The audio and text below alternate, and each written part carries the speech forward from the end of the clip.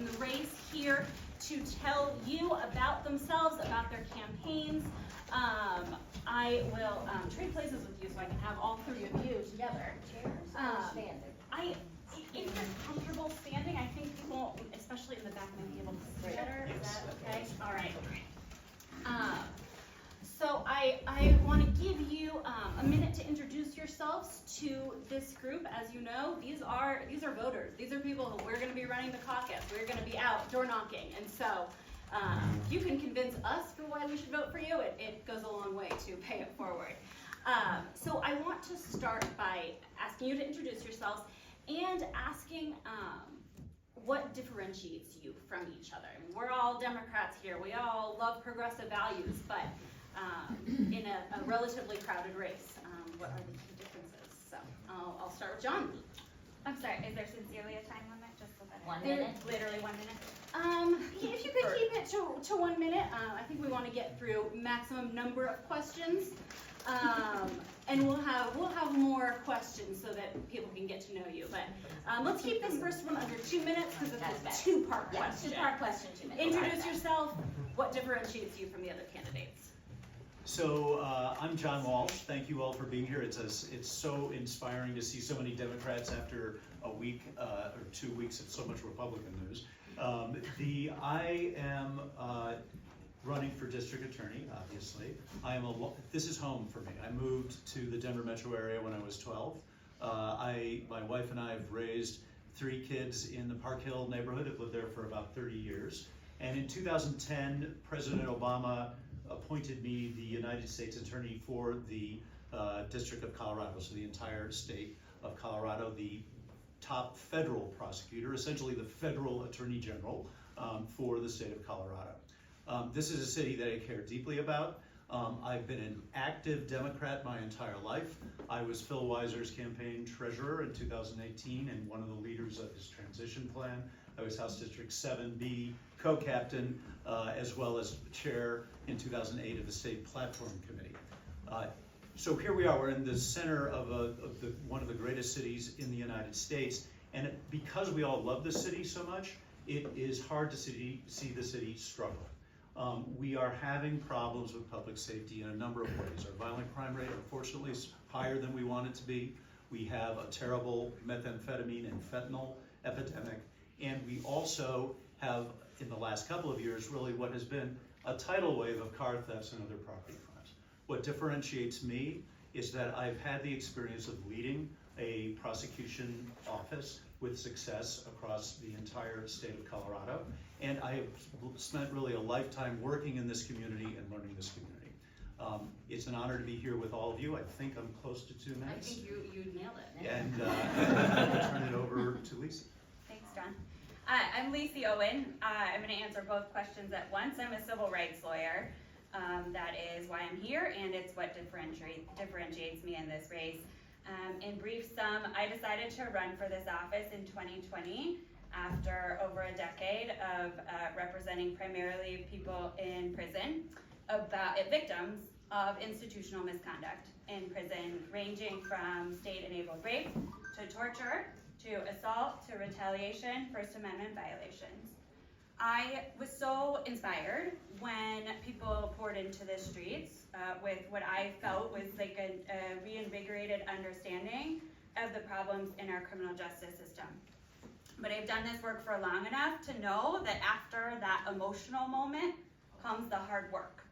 And I knew that once we all would go back to work, and of course, you know, I have 2 kids, so I know that life has to go on, there was an opportunity, and I really reflected on what my responsibility was as a lawyer, including as a lawyer with the very particular expertise and unique expertise that I have.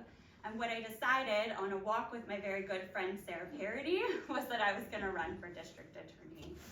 In preparation for this, I moved to Norway with my 2 kids for a year. I was a guest researcher at a university there to study the Norwegian prosecution system, because at bottom, and this is the other part of the answer to what differentiates me, I believe that as much as it feels good to complain and identify problems, we need solutions. I'm the candidate with a plan. It's a well-researched plan. It's a very perspective-based And I really, at the end of the day, believe there are moments in history that tip the scales. And here in this race, right now, we have the opportunity to make real change in the criminal justice system and make good on the progressive vision that I know everybody in this city already supports. Leora. Thank you. It's so good to be here with all of you. I saw many of you at the picnic this past summer when it was steamy outside, but it's starting to feel a little hot in here too. And I am running to be the next Denver district attorney because for 25 years, I've been working in district attorney's offices. I began my career trying to help children who were sexually abused. And in 2004, I was made chief of the sex crimes unit in the Boston DA's office during the clergy abuse crisis and took on the church. And that gave me the guts to start one of the first human trafficking units in a DA's office in the country. And then we picked up and moved to this great city where my husband is a physician at National Jewish and couldn't turn that down, as all of you know. And I got so lucky to be able to continue my work in the district attorney's office. I was able to continue running a special victims unit, started a domestic violence unit, started a human trafficking unit, managing teams in DA's offices for over 20 years. And now I work for the governor in a brand new office that connects mental health and public safety. And I think all of us can just look outside for 1 minute and know that the solutions lie there in that connection between mental health and public safety. And that's the work I'm doing now. That's the work I plan to bring to Denver, creating pathways to treatment so we uplift our people who need help with substance use disorder and mental health stabilization. And we need to bring accountability back into public safety, whether it's automobile theft or gun violence and fentanyl dealing. And that's why I'm running, uniting concepts of human dignity and public safety together. Thank you all very much.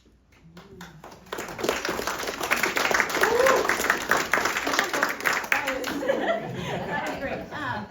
So next question I want to ask is our current or outgoing DA, Beth McCann, who we all know has instituted some really progressive policies like restorative justice and really friendly immigration policies.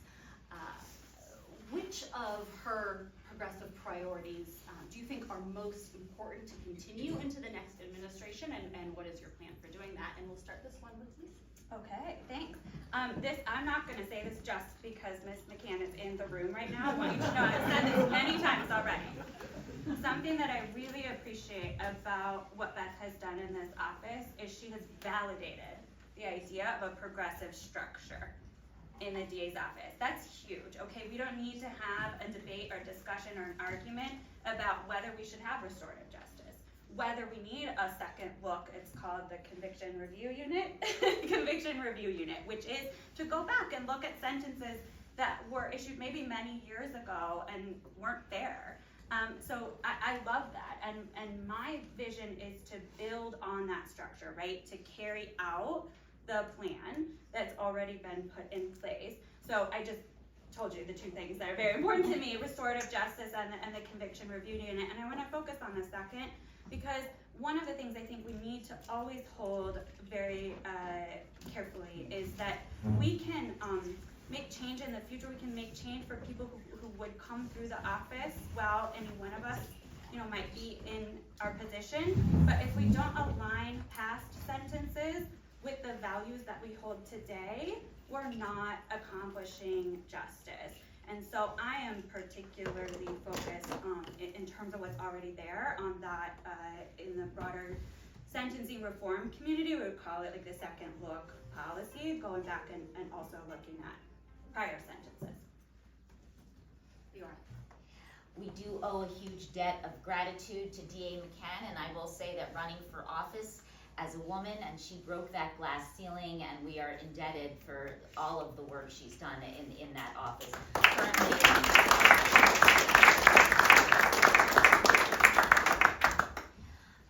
I agree agree with Lisi. I think that there's some amazing programs there, the restorative justice piece, which is such an important part of giving victims a voice.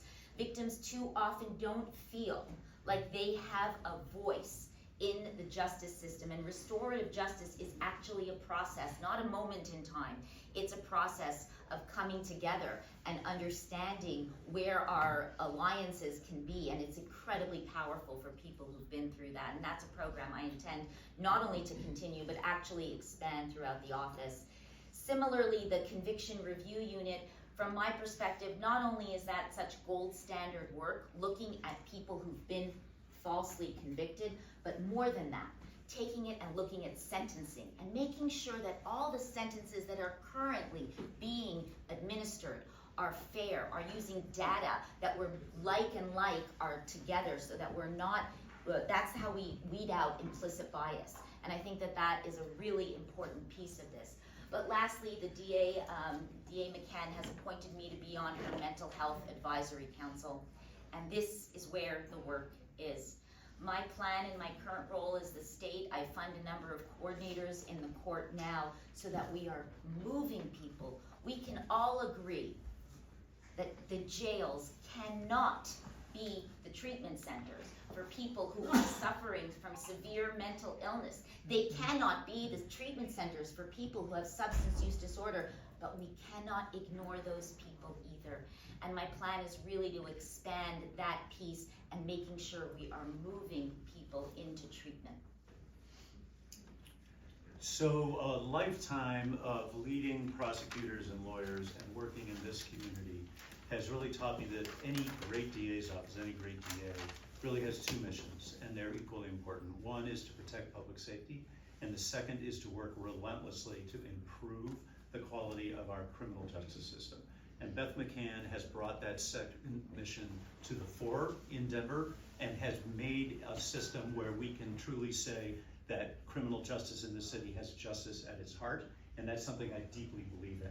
So let's talk for just a moment. I'm going to echo some of the things that you've already heard, but I want the restorative justice program, an adult diversion program, a focus on making sure that we're finding ways to prevent crime, crucially important. These are all things I believe in deeply, deeply, deeply. But I want to call out DA McCann for doing something extraordinary. She had the courage to accept a study to come in to look at whether there were disproportionate, disparate impacts in the way prosecution decisions were being made based on race or gender or other factors. That took some courage to have that done, and she did it without flinching. And the study that came out of that was truly important and revolutionary for the state of Colorado, and I applaud her for that, and that's work that we should continue to do and make sure that we're constantly moving forward on. I am proud to have Beth McCann's endorsement in this race. I'm proud to follow in her footsteps on these programs, and I intend to double down on all of them. My next question, I want to talk about some of the specific issues. In surveys of Denverites, the top issues are motor vehicle theft and gun violence and other violent crimes, fentanyl use, I mean, things you've all already mentioned. I want to do a little rapid fire where we go down the line and talk about strategies you would do to reduce some of those crimes throughout Denver. So this one will start with Leora and go down the line. Okay. Big question. Big question. So, Go ahead. no, I just want to clarify. Yeah, please. Rapid fire on just fentanyl, or like, tell me like Yes, how you sorry, want to that's what I structure was this. picturing. Okay. So yes, let's start with motor vehicle theft. Yeah. And go down the line, and then I'll do a new topic, and we'll go down the line. Okay, great. Thank you for Okay, clarifying. motor vehicle theft, everybody here knows that we have a problem here, and when someone's car is stolen, or even broken into, and you can't use it, that stops your ability to go to work. And we have got to take this seriously. We need to be using some old-fashioned tactics, arresting people who commit these crimes. When you commit a crime, there needs to be a consequence for that, especially when you're affecting a victim who can't go to work, who loses money that day. We need to be creating a task force throughout all of the DA's offices together to talk about repeat offenders and make sure all of the prosecution teams across the state are working together on the same offender and making sure that those sentences reflect the punishment, that we can cannot have people just willy-nilly stealing cars. One of the issues, and I know we're gonna talk about fentanyl next, people are stealing cars. We're seeing fentanyl dealers break into cars and steal them to make them their mobile office. So those people are doing two bad things. Stealing the car, and now they're peddling fentanyl in that car. It's their office. So we need to cut down on all of those things. Go to John next.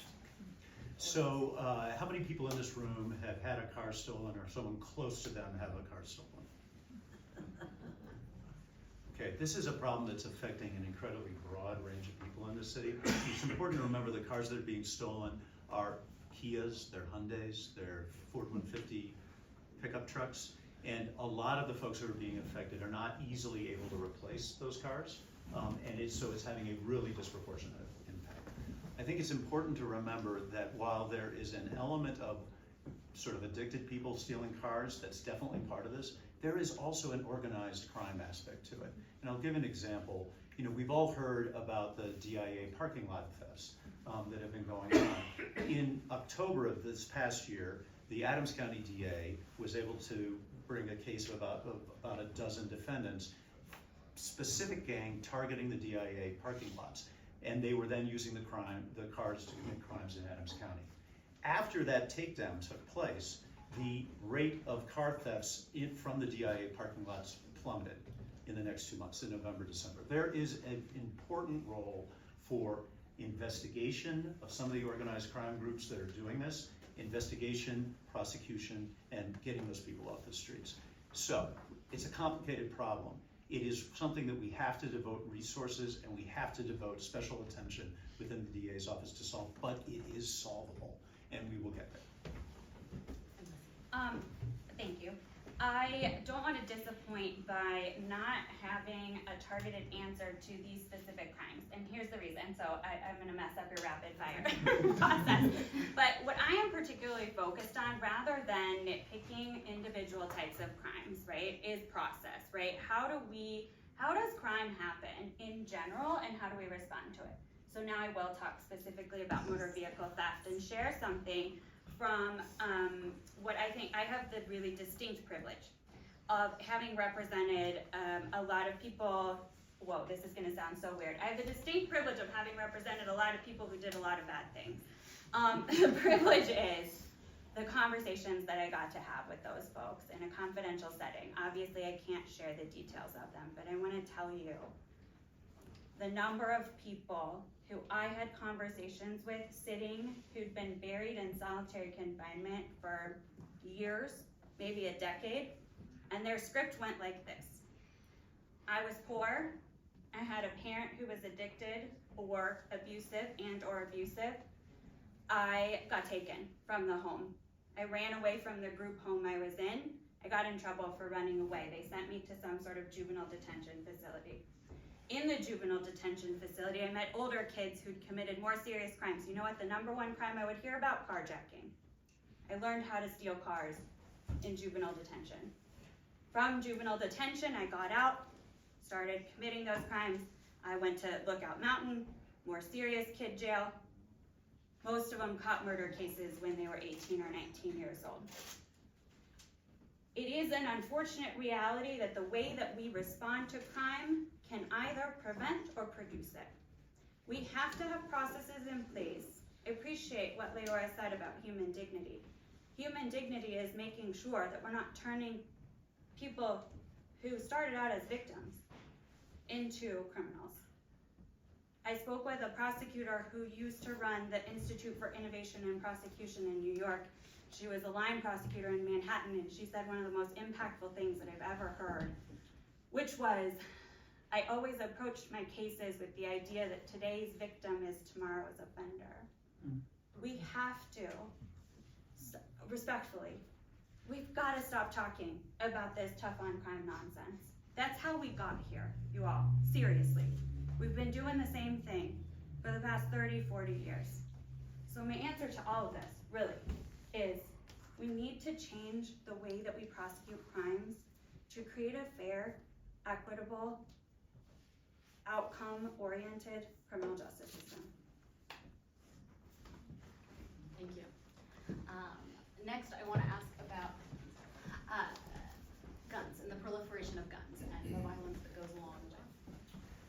So gun violence and gun crime is something that is close to me. When I was U.S. Attorney, the Aurora Theater shooting happened, and I was there that morning.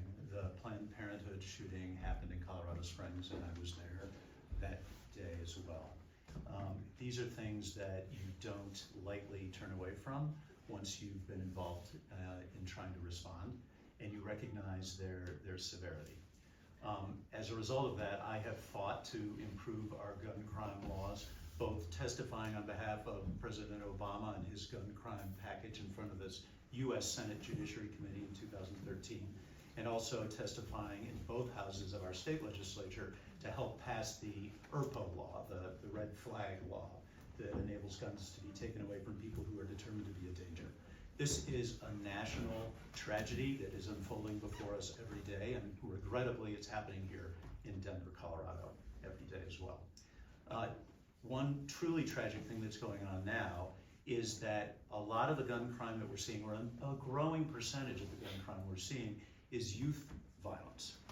The availability of guns to young people has gone up and up and up. All three of our kids went to East High School. To see the shootings there, and frankly in other schools around the DPS system, is truly heartbreaking and something that we have to address. But I can tell you that it is a relatively small number of people who are firing guns, and we can identify and prosecute them. But that's not enough. Especially with respect to the youth violence side of things, we need to use programs to actively intervene, to interrupt that cycle of violence, to interrupt the sort of gang activity or group activity that happens with young people, and make sure that we're preventing kids from getting caught up in that, whether they are potential victims or potential offenders. Because only then are we going to have a successful attack on gun crime in this city. This is a huge problem. I know everyone in this room understands it, but it's something I've spent decades working on, and I will work on forcefully as DA for the city of Denver.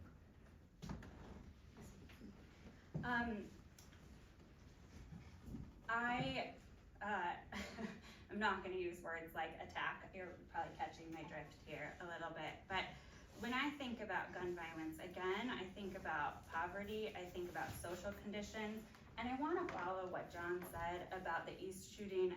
I grew up in Park Hill. My mom went to East. We moved to Texas when I was in 8th grade, so I'm sorry, I'm not at Denver High School.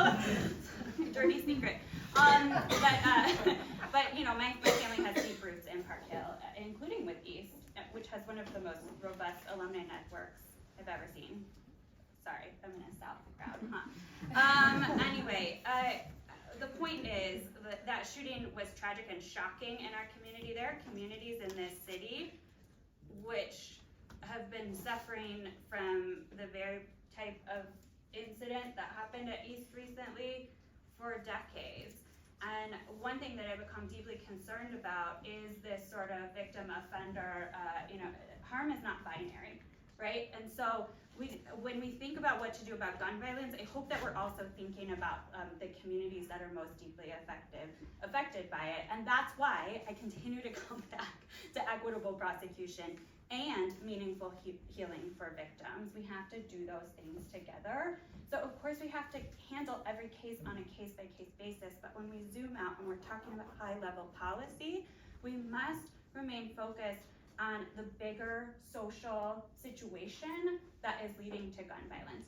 I also want to say, as a primarily civil practitioner, I believe strongly in the civil justice system ability to address, in particular, gun violence. I love Representative Woodrow's. I'm also on the side, an insurance coverage lawyer on the policyholder side. I love Representative Woodrow's gun insurance bill, because that's the type of creative solution. We cannot, the train has left the station, okay? The guns are out there, people are not well. We need to think about how the entire legal system, including the civil justice system, including the insurance industry, can help us create accountability around gun violence to bring it down. Leora. We have to call it out. That's the first thing we have to do. We have a gun violence problem, and yes, it's affecting our youth.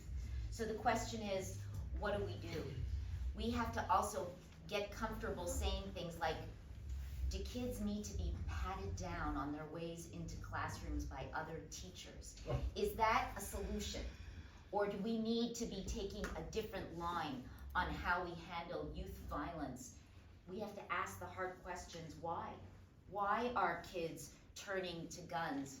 But it's not just about youth violence when we talk about guns. I've been an active part of Moms Demand Action for a while and took their classes and gone to a lot of meetings, and we have to also talk about domestic violence. I got a call a month ago from a man whose sister, in her 40s with 2 small children, got up in the morning, opened the door to her house to let the dog out, shot in cold blood on her front lawn by her ex-husband. Yes, there was a restraining order. We have got to make sure that guns are not in the hands of domestic violence offenders.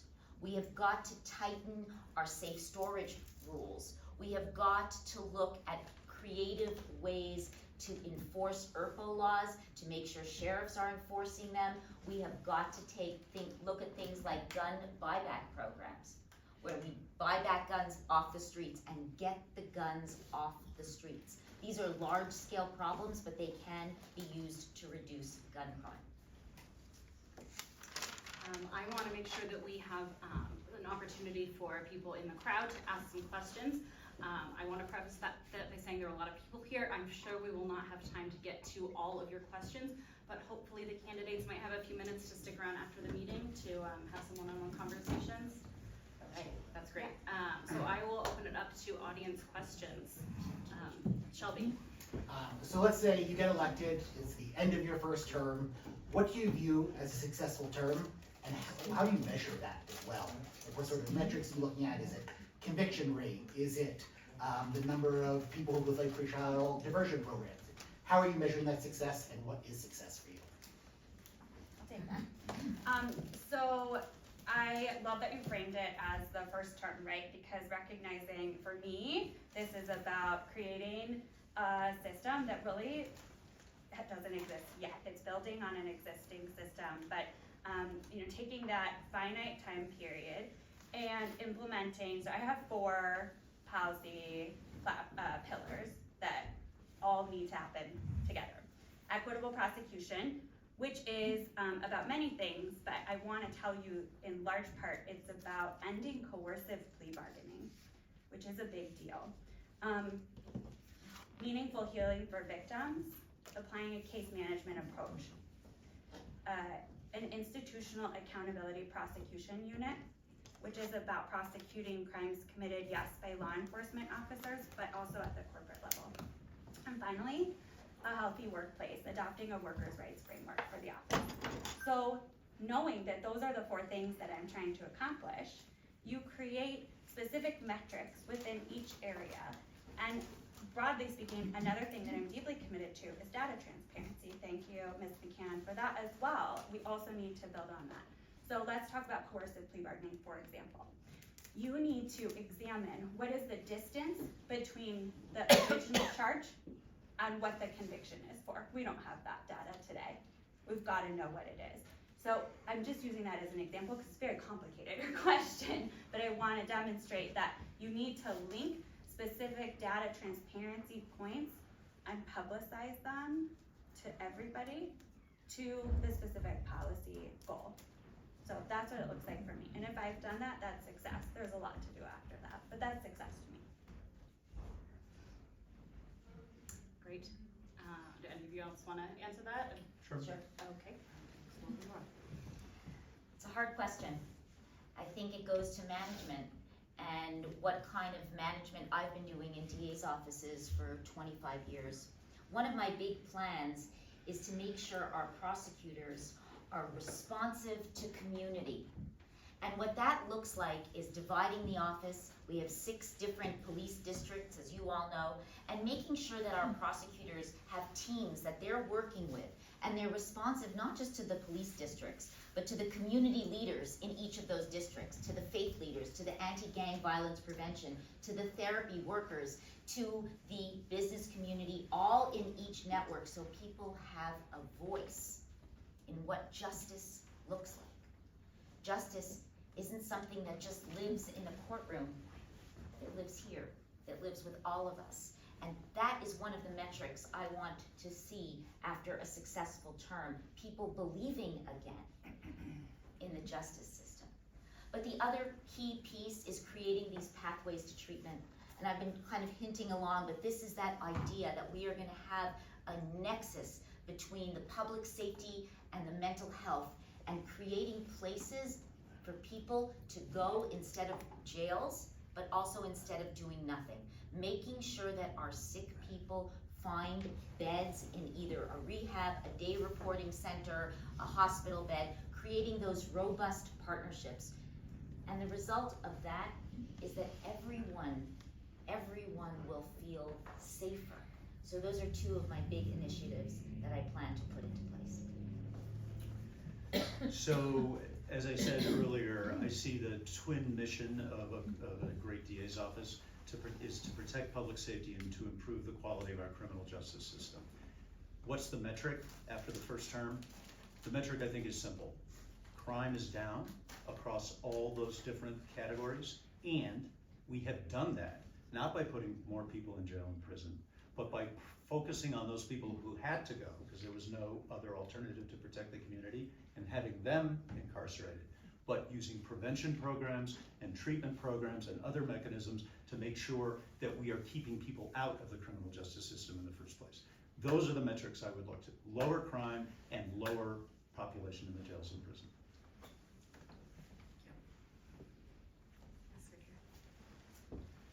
Hi, thank you all for doing this. How are each of you different from the current DA? If each of you were the DA, how would you differ from Beth McCann?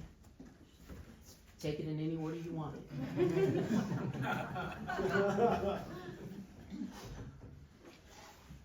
I'll go. Please.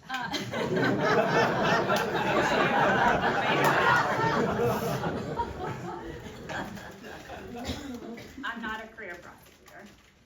I come to this, I came to the decision to run for this office, it was very heavy for me. Because I, as I said, have represented people that have been, yes, they have caused massive harm in many cases. They have been so harmed by this system. And as I said earlier, I have deep respect for the structure that has been put in place now. I have deep respect for validation of the idea of progressive prosecution. Where we've fallen short is on execution of that vision. And so the problem today is that restorative justice is a pilot project. Adult diversion is a pilot project.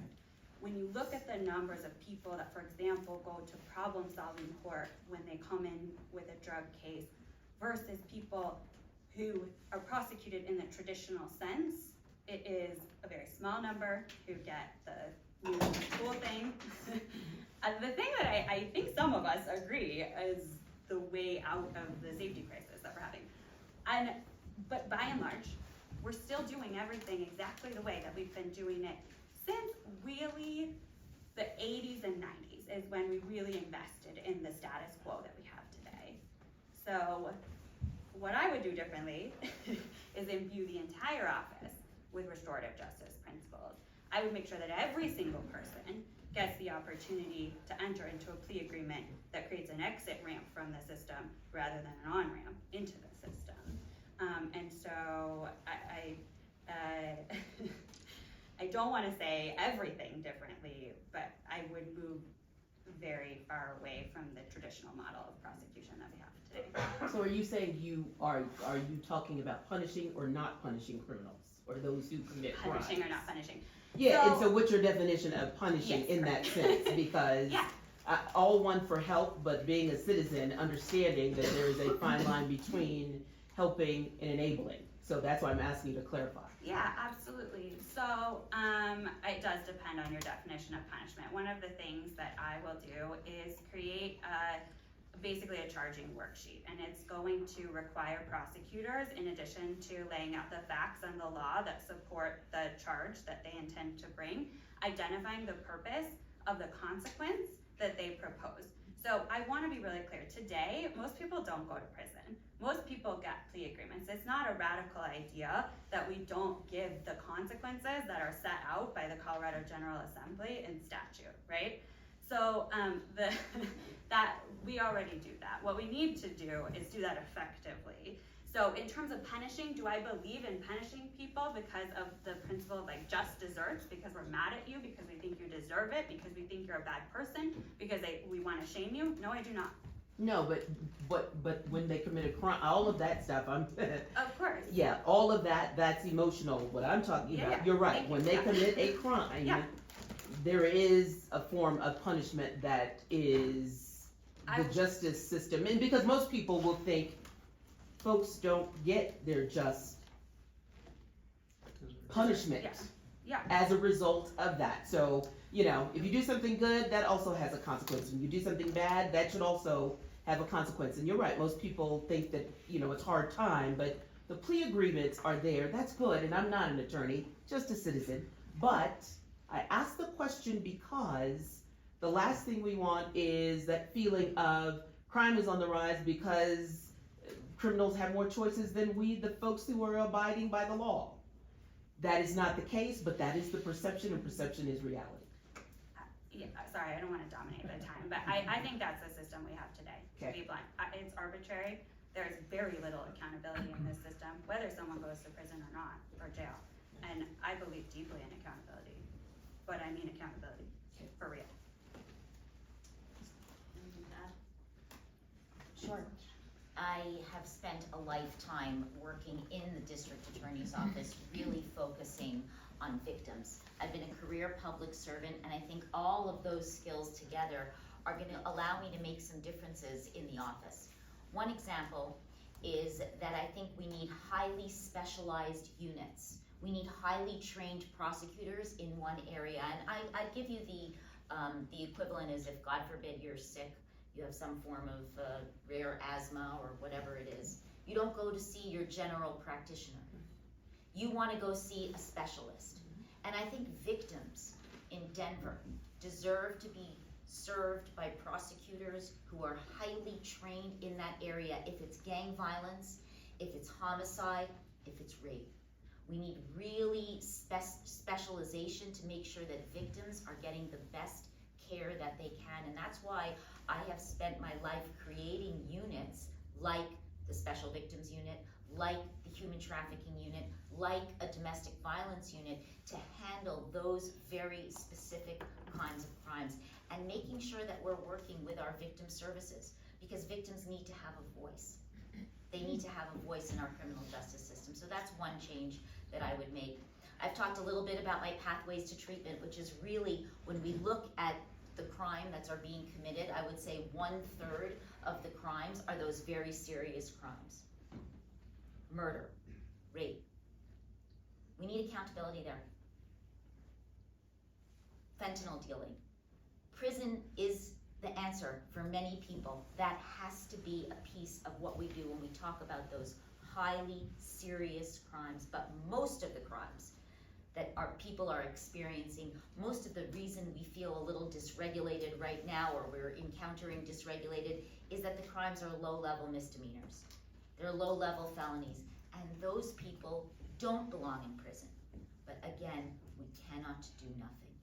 Those are the people we need to be creating partnerships with our community organizations, our community mental health organizations, Denver Health, which is an amazing institution, and create these pathways to get people into treatment who need it. Get them off the street. We need to make sure we have partnership with housing, supportive housing. Those are the kinds of partnerships, and I think the DA, in a role that looks at public safety, not simply as an arrest, but a big project about being in community, about creating a justice system that people believe in. Public safety is a big concept. And that's the work of the DA's office, and that's the work I'm committed to doing. So I want to come back to your question directly, which is how I would be different than Beth McCann. And I think the best way to describe it is I would build on the foundation that DA McCann has made, particularly in the restorative justice and other improvements that have happened over these last years, build upon those, even increase them like restorative justice. But also, I would have a different emphasis on some things. I think that there are targeted areas of crime right now that we should focus on to try to address, so that there are consequences, fair consequences. They may not be easy consequences for people who've engaged in violent crime, for example, or who've engaged in systematically stealing many, many cars. They may not be easy if we have someone who is fueling a fentanyl epidemic that is killing, as was the case in Denver last year, 550 Denverites in the city and county of Denver. We can't let that continue, which means that we need to focus in. And that's a change in emphasis. It's not a change in general direction, but that foundation that Beth McCann has laid is a wonderful place to start, and we can do even more to make the city safer and fairer and more just.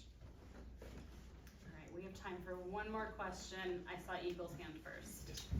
As a East High alum who had friends who are also East High alum who had children in the building when recent incidents have happened, you know, the phrase is like, well, what the heck is a kid who needs to be patted down doing in the school to begin with when they had trouble in a different school system? And everyone's all for justice of all youth having second chances so they don't become just evolved adults. My question to you is, do you agree that a person should have been in that situation where, you know, there's a student being patted down by regular general staff of the school, or should have been something else going on with that individual? And so that's my question to you is, do you agree that that scenario should have been allowed to happen? And if not, or if so, please justify that answer, or if not, what do you think a better scenario would have been for that individual teenager who ended up shooting a couple staff members? You're asking specifically about the pat-down procedure? Yeah. Was that to me? Or to all three of you, to all three of you, I'd like to hear all three of you answer that. I'm happy to, yeah, I'm happy to. That was a terrible day. And unfortunately, I wish I could say it'll never happen again. But what I think we need to talk about is how do we handle the crisis of youth violence?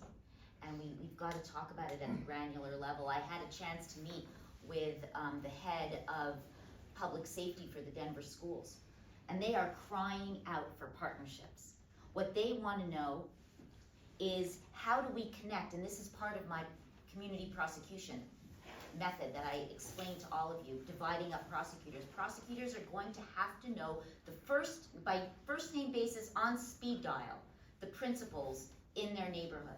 And when a kid gets arrested for whatever it is, that's the first call to the principal. What do we know about Johnny? Because what I'll tell you, I had a recent opportunity to go visit Gilliam, which I'm sure all of you know is a locked facility for kids who, you know, have committed crimes. And I know as a prosecutor walking in there, this isn't for kids who've stolen lipstick from Walgreens. Yeah, right. But I walk in there, and you know what I saw? A group of 14 and 15-year-old kids. And at the end of the day, I'm a mom before anything else.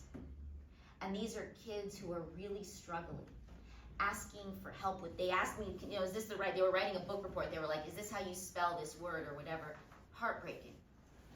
Things are so broken.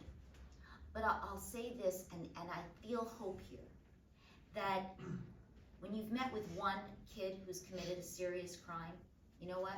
You've met with one kid who's committed a serious crime. And what I mean by that is that the criminal justice system allows us to target people and look at people as individuals. Think about all the resources that happen when someone's arrested. You all know they don't say, everybody who's been arrested for guns, come on Tuesday. That isn't how it works. Every single person who gets arrested is assigned a DA, a public defender, a victim advocate, a probation, a clerk, a detective. Full wraparound services. And that's where we have to look at each individual.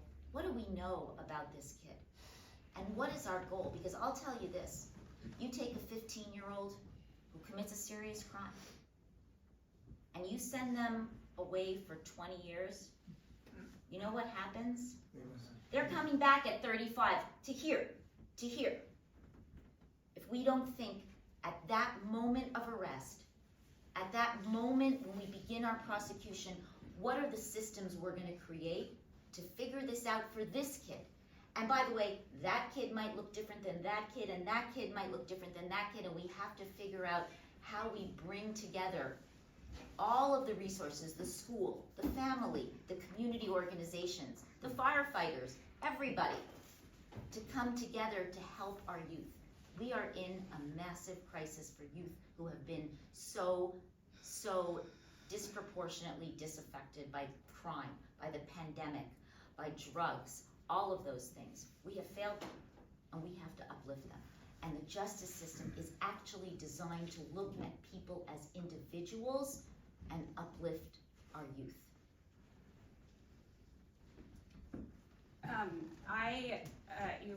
I'm sorry, what are you gonna say? No, I was just deferring Okay. to you. You all hopefully will learn about me on this campaign. I will always tell you when I'm not sure of the answer to a question, and this is the type of question that I'm not sure about, because the intersection between education and criminal justice policy is really complicated. And so one thing that I think about when you ask your question, like, what needs to be done with this kid in the school setting, is what is the inclusive response that also keeps people safe? I will say, I'm trying really hard not to be the girl who studied abroad in Norway and can't stop talking about it, but one thing, so I did well, right? This is the first time. Well, I told you I was there, and now I'm gonna tell you a story. Thanks, Leora. Accountability right here. So something that my son was in first grade in Norway, and his teacher at one point was like, "Why do you keep acting like we're gonna kick your kid out of school, like every time something comes up?" And I was like, "Because like, ugh." And I said, "Do you not do that here?" And they said, "No. We don't kick kids out of school. They have a human rights-based right to education."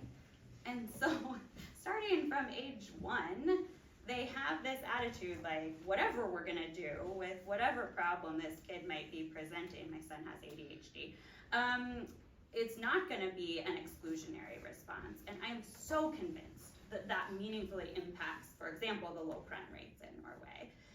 So, ultimately, when you're talking about a high school kid, what I do know is this: there were absolutely multiple incidents, failures, I don't know the details, right? But it's almost certain that there were multiple missed opportunities before this act of extreme violence that the school system could have responded to before crisis, right? And so it's difficult to say, when we've got a fire, what's the right thing to do? I think we, again, have to zoom out and talk about how do we not get to this place at all, right? And so, yeah, I mean, it's tough. So I coach kids at East High School. There's this constitutional law program that goes going on there for years and years. And I've coached that program for 8 years. And last year when all this happened, I was coaching a team of 5 kids. And the impact that it had on them, even though they weren't in the vicinity of what happened, was enormous. And when I thought about that, it made me realize that in that event like that, it's thousands of kids who are psychologically affected by that. Yep. So to go straight to your question, obviously that wasn't the right thing to do. Right. He ended up shooting 2 of the administrators, and then he went and shot himself. There's nothing but tragedy there. It should never have gone down that way. And as a practical matter, we need, in the DA's office and the law enforcement world, to be sensitive and thoughtful about how we approach dealing with the school system and to partner with the school system. Yes. I am strongly hopeful that with this shift in the board composition of the Denver Public Schools that we're going to be able to do that. There are ways to make things safe without kicking kids out of school and putting them into Gilligan.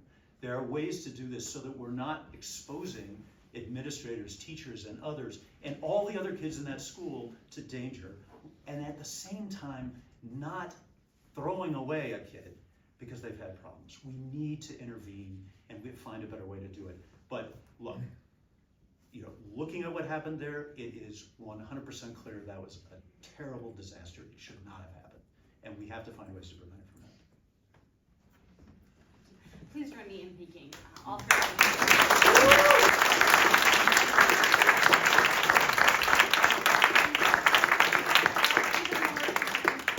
To hear your wonderful ideas, but thank you, and as I mentioned, they will be sticking around. But we're not done yet, so I'm gonna throw it over to Sandy. Yeah.